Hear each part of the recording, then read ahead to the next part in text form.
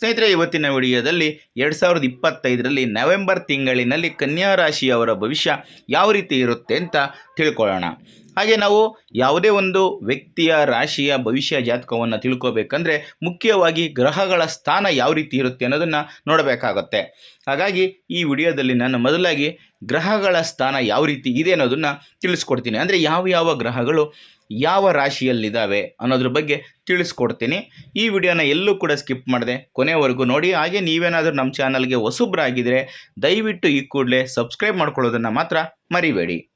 ಸ್ನೇಹಿತರೆ, ಮೊದಲನೇದಾಗಿ ಸೂರ್ಯ ತುಲಾ ರಾಶಿಯಲ್ಲಿ ನವೆಂಬರ್ 16ರವರೆಗೆ ನೀಚ ಸ್ಥಾನದಲ್ಲಿ ಇರ್ತಾನೆ. ನಂತರ ನವೆಂಬರ್ 16ರಿಂದ ವೃಶ್ಚಿಕ ರಾಶಿಗೆ ಬದಲಾಗ್ತಾನೆ. ಈ ವೃಶ್ಚಿಕ ರಾಶಿ ಕನ್ಯಾ ರಾಶಿಗೆ 3ನೇ ಮನೆಯಾಗಿರುತ್ತೆ. ಹಾಗೆ ತುಲಾ ರಾಶಿ ಕನ್ಯಾ ರಾಶಿಗೆ 2ನೇ ಮನೆಯಾಗಿರುತ್ತೆ.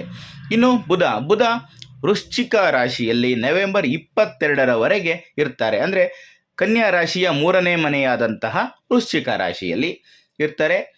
ನವೆಂಬರ್ 22ರ ನಂತರ ಅಂದರೆ ನವೆಂಬರ್ 23ರಿಂದ ವಕ್ರಿಯಾಗಿ ತುಲಾ ರಾಶಿಗೆ ಬದಲಾಗ್ತಾನೆ. ಇನ್ನು ಶುಕ್ರ ಕನ್ಯಾ ರಾಶಿಯ 1ನೇ ಮನೆಯಲ್ಲಿ ಅಂದರೆ ನವೆಂಬರ್ 1ರವರೆಗೆ ಮಾತ್ರನೇ. ನಂತರ ಕನ್ಯಾ ರಾಶಿಯ 2ನೇ ಮನೆಯಾದಂತಹ ತುಲಾ ರಾಶಿಯಲ್ಲಿ ನವೆಂಬರ್ 2ರಿಂದ 25ರವರೆಗೆ ಅದು ತನ್ನ ಸ್ವಕ್ಷೇತ್ರವಾಗಿರುತ್ತೆ.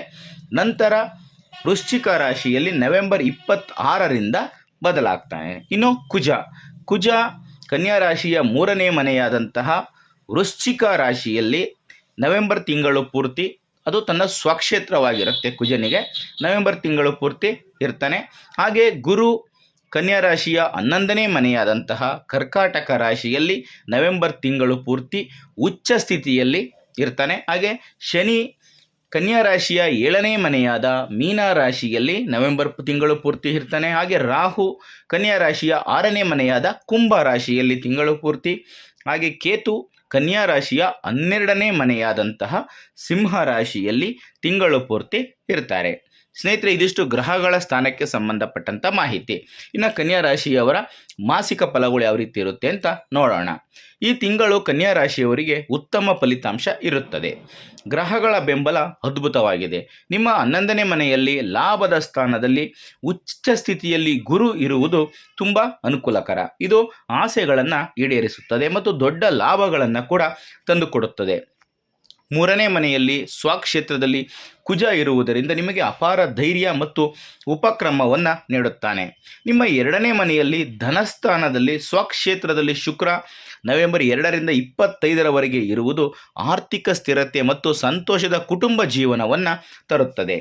ನಿಮ್ಮ ಲಗ್ನಾಧಿಪತಿಯಾದಂತಹ ಬುಧನು ವಕ್ರನಾಗಿರುವುದರಿಂದ ಅಂದರೆ ನವೆಂಬರ್ 23ರಿಂದ ವಕ್ರನಾಗಿರುವುದರಿಂದ ಮತ್ತು ನಿಮ್ಮ 7ನೇ ಮನೆಯಲ್ಲಿ ಶನಿ ಇರುವುದರಿಂದ ಸ್ವಲ್ಪ ಜಾಗರೂಕತೆಯಿಂದ ಇರಬೇಕಾಗುತ್ತದೆ. ಪಾಲುದಾರಿಕೆ ವಿಚಾರಗಳಲ್ಲಿ ತಾಳ್ಮೆ ತುಂಬ ಮುಖ್ಯ. ಇನ್ನು ವೃತ್ತಿ ಮತ್ತು ಉದ್ಯೋಗಕ್ಕೆ ಸಂಬಂಧಪಟ್ಟಂತೆ ಯಾವ ರೀತಿ ಇರುತ್ತೆ ಅಂತ ನೋಡೋಣ. ವೃತ್ತಿಪರವಾಗಿ ನಿಮಗೆ ಇದು ಅದ್ಭುತವಾದಂತಹ ಸಮಯ. ನಿಮಗೆ ಸಹೋದ್ಯೋಗಿಗಳು ಮತ್ತು ಮೇಲಧಿಕಾರಿಗಳಿಂದ ಉತ್ತಮ ಬೆಂಬಲ ದೊರೆಯುತ್ತದೆ. 11ನೇ ಮನೆಯಲ್ಲಿ ಗುರುವಿನ ಸಂಚಾರದಿಂದ ನೀವು ವಿದೇಶಕ್ಕೆ ಅಥವಾ ಮತ್ತೊಂದು ವಿಶೇಷವಾದ ಸ್ಥಳಕ್ಕೆ ಹೋಗುವಂತಹ ಅವಕಾಶ ಬರಬಹುದು. ಇದು ನಿಮಗೆ ಉತ್ತಮ ಸ್ಥಾನ ಮತ್ತು ಆದಾಯವನ್ನು ಪಡೆಯಲು ಸಹಾಯ ಮಾಡುತ್ತದೆ. ನವೆಂಬರ್ 16ರಿಂದ ಸೂರ್ಯ ನಿಮ್ಮ 3ನೇ ಮನೆಯಲ್ಲಿ ಕುಜನೊಂದಿಗೆ ಸೇರುತ್ತಾನೆ. ಇದು ನಿಮ್ಮನ್ನು ಅತ್ಯಂತ ಸಕ್ರಿಯವಾಗಿ ಧೈರ್ಯಶಾಲಿಯಾಗಿ ಮತ್ತು ನಿಮ್ಮ ಯೋಜನೆಗಳಲ್ಲಿ ಯಶಸ್ವಿಯಾಗುವಂತೆ ಮಾಡುತ್ತದೆ. ಈ ತಿಂಗಳಲ್ಲಿ ನೀವು ಬಹಳಷ್ಟು ಪ್ರಯಾಣವನ್ನು ಕೂಡ ಮಾಡಬಹುದು. ವಿಶೇಷವಾಗಿ ತಿಂಗಳ ಮೊದಲಾರ್ಧದಲ್ಲಿ ರವಿ ಅಂದರೆ ಸೂರ್ಯ ನೀಚನಾಗಿದ್ದಾಗ ಮತ್ತು ನವೆಂಬರ್ 23ರ ನಂತರ ಬುಧ ವಕ್ರಿಯಾದಾಗ ಜನರು ನಿಮ್ಮನ್ನು ತಪ್ಪಾಗಿ ಅರ್ಥ ಮಾಡಿಕೊಳ್ಳುವ ಸಾಧ್ಯತೆ ಇರುವುದರಿಂದ ನೀವು ಮಾತನಾಡುವಾಗ ತುಂಬ ಜಾಗರೂಕತೆಯನ್ನು ವಹಿಸಬೇಕಾಗುತ್ತದೆ. ಇನ್ನು ಆರ್ಥಿಕವಾಗಿ ಈ ತಿಂಗಳು ನಿಮಗೆ ತುಂಬ ಅದ್ಭುತವಾಗಿರುತ್ತದೆ. ನಿಮ್ಮ 2ನೇ ಮನೆಯಲ್ಲಿ ತನ್ನ ಸ್ವಕ್ಷೇತ್ರದಲ್ಲಿ ಶುಕ್ರ ಇರುವುದರಿಂದ ಸಂಪತ್ತಿಗೆ ತುಂಬ ಅದ್ಭುತವಾದಂತಹ ಸಂಚಾರವಾಗಿರುತ್ತೆ. 11ನೇ ಮನೆಯಲ್ಲಿ ಗುರು ಉಚ್ಚ ಸ್ಥಿತಿಯಲ್ಲಿರುವುದರಿಂದ ನಿಮಗೆ ಉತ್ತಮ ಆದಾಯ ಕೂಡ ಇರುತ್ತದೆ. ಈ ತಿಂಗಳಲ್ಲಿ ನೀವು ಕೆಲವು ಅನಿರೀಕ್ಷಿತ ಲಾಭಗಳನ್ನು ಪಡೆಯುವ ಸಾಧ್ಯತೆ ಇದೆ. ನೀವು ನಿಮ್ಮ ವೈಯಕ್ತಿಕ ಅಗತ್ಯಗಳು ಮತ್ತು ಐಷಾರಾಮಿ ವಸ್ತುಗಳಿಗಾಗಿ ಹೆಚ್ಚು ಹಣವನ್ನು ಖರ್ಚು ಮಾಡಬೇಕಾಗಿ ಬರುತ್ತದೆ. ಈ ತಿಂಗಳು ಹೂಡಿಕೆಗಳು ಮತ್ತು ಖರೀದಿಗಳಿಗೆ ತುಂಬ ಉತ್ತಮವಾದಂತಹ ಸಮಯ. ಇನ್ನು ಕುಟುಂಬ ಮತ್ತು ಸಂಬಂಧಗಳು ಯಾವ ರೀತಿ ಇರುತ್ತೆ ಅಂತ ನೋಡೋಣ. ಕುಟುಂಬದ ದೃಷ್ಟಿಯಿಂದ ಈ ತಿಂಗಳು ತುಂಬ ಚೆನ್ನಾಗಿರುತ್ತದೆ.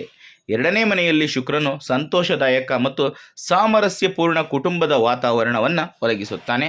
ನೀವು ನಿಮ್ಮ ಕುಟುಂಬ ಸದಸ್ಯರೊಂದಿಗೆ ಉತ್ತಮ ಸಂಬಂಧಗಳನ್ನು ಉಳಿಸಿಕೊಳ್ಳುತ್ತೀರಿ ಮತ್ತು ನಿಮ್ಮ ಜೀವನ ಸಂಗಾತಿಯಿಂದ ಆಶ್ಚರ್ಯಕರ ಉಡುಗೊರೆ ನಿಮಗೆ ಸಿಗುವ ಸಾಧ್ಯತೆ ಇದೆ.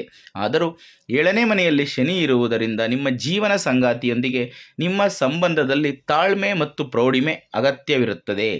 ಅನಗತ್ಯ ವಾದಗಳಿಂದ ದೂರವಿರಿ. ಮತ್ತು ವಿಶೇಷವಾಗಿ ಇದೆಲ್ಲ ಯಾವಾಗ ಆಗುತ್ತೆ ಅಂದರೆ ಬುಧ ವಕ್ರನಾದಾಗ. ಇನ್ನು ಆರೋಗ್ಯದ ದೃಷ್ಟಿಯಿಂದ ಈ ತಿಂಗಳು ಚೆನ್ನಾಗಿರುತ್ತದೆ. ಆದರೆ ಮೊದಲ 2 ವಾರಗಳಲ್ಲಿ ಸೂರ್ಯ ನೀಚ ಸ್ಥಿತಿಯಲ್ಲಿ ಇರುವಾಗ ಕಣ್ಣುಗಳು, ಹಲ್ಲುಗಳು ಮತ್ತು ಚರ್ಮಕ್ಕೆ ಸಂಬಂಧಿಸಿದ ಕೆಲವು ಸಣ್ಣ ಆರೋಗ್ಯ ಸಮಸ್ಯೆಗಳು ಕಾಡಬಹುದು. ಅದರ ನಂತರ ನೀವು ಉತ್ತಮ ಆರೋಗ್ಯವನ್ನು ಪಡೆಯುತ್ತೀರಿ.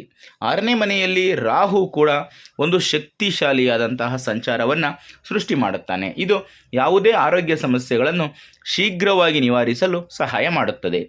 ಇನ್ನು ವ್ಯಾಪಾರ ಮತ್ತು ಉದ್ಯೋಗಕ್ಕೆ ಸಂಬಂಧಪಟ್ಟಂತೆ ಯಾವ ರೀತಿ ನೋಡೋದಾದರೆ, ವ್ಯಾಪಾರಸ್ಥರು ತಮ್ಮ ವ್ಯಾಪಾರದಲ್ಲಿ ಉತ್ತಮ ಬೆಳವಣಿಗೆಯನ್ನು ನೋಡುತ್ತಾರೆ ಮತ್ತು ಈ ತಿಂಗಳಲ್ಲಿ ನಿಮಗೆ ಉತ್ತಮ ಆದಾಯವಿರುತ್ತದೆ. ವ್ಯಾಪಾರದಲ್ಲಿ ಹಣ ಹೂಡಿಕೆ ಮಾಡಲು ಬಯಸುವವರು ಅಥವಾ ಅದನ್ನು ವಿಸ್ತರಿಸಲು ಪ್ರಯತ್ನಿಸಿದವರು ಈ ತಿಂಗಳಲ್ಲಿ ಅದರ ಮೇಲೆ ಕೆಲಸವನ್ನು ಪ್ರಾರಂಭ ಮಾಡಬಹುದು. 7ನೇ ಮನೆಯಲ್ಲಿ ಶನಿಯ ಕಾರಣದಿಂದ ಪಾಲುದಾರರೊಂದಿಗೆ ವ್ಯವಹರಿಸುವಾಗ ಜಾಗರೂಕತೆಯಿಂದ ಇರಬೇಕು. ನವೆಂಬರ್ 23ರ ನಂತರ ಹೊಸ ಪಾಲುದಾರಿಕೆ ಒಪ್ಪಂದಗಳಿಗೆ ಸಹಿ ಹಾಕುವುದನ್ನು ತಪ್ಪಿಸಬೇಕು. ಇನ್ನು ವಿದ್ಯಾರ್ಥಿಗಳಿಗೆ ಯಾವ ರೀತಿ ಇದೆ ಅಂತ ನೋಡೋಣ. ವಿದ್ಯಾರ್ಥಿಗಳಿಗೆ ಇದು ಒಂದು ಅದ್ಭುತವಾದಂತಹ ತಿಂಗಳು. ಅವರು ಸೂಕ್ತ ಮನ್ನಣೆ ಮತ್ತು ಅವರ ಪರೀಕ್ಷೆಗಳಲ್ಲಿ ಉತ್ತಮ ಫಲಿತಾಂಶಗಳನ್ನು ಪಡೆಯುತ್ತಾರೆ. ನಿಮ್ಮ 5ನೇ ಮನೆಯ ಅಧಿಪತಿಯಾದಂತಹ ಶನಿ 7ನೇ ಮನೆಯಲ್ಲಿದ್ದು ನಿಮ್ಮ 1ನೇ ಮನೆಯನ್ನು ನೋಡುತ್ತಿದ್ದಾನೆ. ಇದು ನಿಮ್ಮನ್ನು ಶಿಸ್ತುಬದ್ಧವಾಗಿ ಮತ್ತು ಕಷ್ಟಪಟ್ಟು ಕೆಲಸ ಮಾಡುವಂತೆ ಮಾಡುತ್ತದೆ. ಗುರುವಿನ ಬೆಂಬಲದೊಂದಿಗೆ ವಿದೇಶದಲ್ಲಿ ಉನ್ನತ ಶಿಕ್ಷಣಕ್ಕಾಗಿ ಪ್ರಯತ್ನಿಸುತ್ತಿರುವ ವಿದ್ಯಾರ್ಥಿಗಳು ಉತ್ತಮ ಫಲಿತಾಂಶಗಳನ್ನು ಪಡೆಯುತ್ತಾರೆ.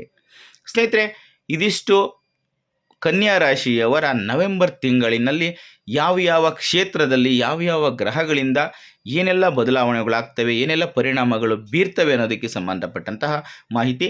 ಅದಕ್ಕೆ ಕೆಲವೊಂದಷ್ಟು ಸಾಮಾನ್ಯ ಸರಳ ಪರಿಹಾರ ಏನು ಅಂತ ನೋಡೋದಾದರೆ, 11ನೇ ಮನೆಯಲ್ಲಿ ಗುರು ಇರುವುದರಿಂದ ನಿಮ್ಮ ಲಾಭಗಳನ್ನು ಹೆಚ್ಚಿಸಲು ವಿಷ್ಣು ದೇವನನ್ನು ಆರಾಧಿಸಿ ಮತ್ತು ನಿಮ್ಮ ಗುರು ಹಿರಿಯರನ್ನು ಗೌರವಿಸಿ. ಇನ್ನು 2ನೇ ಮನೆಯಲ್ಲಿ ಶುಕ್ರ ಇರುವುದರಿಂದ ಪ್ರತಿ ಶುಕ್ರವಾರದಂದು ಲಕ್ಷ್ಮೀ ದೇವಿಯನ್ನು ಪೂಜಿಸಿ ಮತ್ತು ನಿಮ್ಮ ಕುಟುಂಬ ಸದಸ್ಯರೊಂದಿಗೆ ಮಧುರವಾಗಿ ಮಾತನಾಡುವುದು ಒಳ್ಳೆಯದು. ಇನ್ನು 7ನೇ ಮನೆಯಲ್ಲಿ ಶನಿ ಇರುವುದರಿಂದ ನಿಮ್ಮ ಪಾಲುದಾರರೊಂದಿಗೆ ತಾಳ್ಮೆಯಿಂದ ವರ್ತಿಸಬೇಕು. ಪ್ರತಿ ಶನಿವಾರದಂದು ಕಪ್ಪು ಎಳ್ಳನ್ನು ದಾನ ಮಾಡುವುದು ಒಳ್ಳೆಯದು. ಇನ್ನು ಲಗ್ನಾಧಿಪತಿಯಾದಂತಹ ಬುಧನಿಗಾಗಿ ಮಾತು ಮತ್ತು ಆರ್ಥಿಕ ವಿಷಯಗಳಲ್ಲಿ ಸ್ಪಷ್ಟತೆಗಾಗಿ ವಿಶೇಷವಾಗಿ ನವೆಂಬರ್ 23ರ ನಂತರ ಗಣೇಶನನ್ನು ಪೂಜಿಸಬೇಕು. ಇಷ್ಟು ಮಾಡೋದರಿಂದ ಕೆಲವೊಂದಷ್ಟು ಸಮಸ್ಯೆಗಳು ಏನು ದೋಷಗಳು ಬರುತ್ತೆ ಅದನ್ನು ನಿವಾರಣೆ ಮಾಡ್ಕೋಬೋದು. ಸ್ನೇಹಿತರೆ, ಇದಿಷ್ಟು ಇವತ್ತಿನ ವಿಡಿಯೋದಲ್ಲಿನ ಮಾಹಿತಿ. ಈ ಮಾಹಿತಿ ನಿಮಗೆ ಇಷ್ಟ ಆದರೆ ಈ ವಿಡಿಯೋಗೆ ಒಂದು ಲೈಕ್ ಕೊಡಿ. ಇಂಥದ್ದೇ ಮತ್ತಷ್ಟು ಮಾಹಿತಿಗಳಿಗಾಗಿ ನಮ್ಮ ಚಾನಲನ್ನು ಸಬ್ಸ್ಕ್ರೈಬ್ ಮಾಡಿಕೊಂಡು ನೋಡ್ತಾ ಇರಿ. ಎಲ್ರಿಗೂ ಕೂಡ ಒಳ್ಳೆಯದಾಗಲಿ. ಧನ್ಯವಾದಗಳು.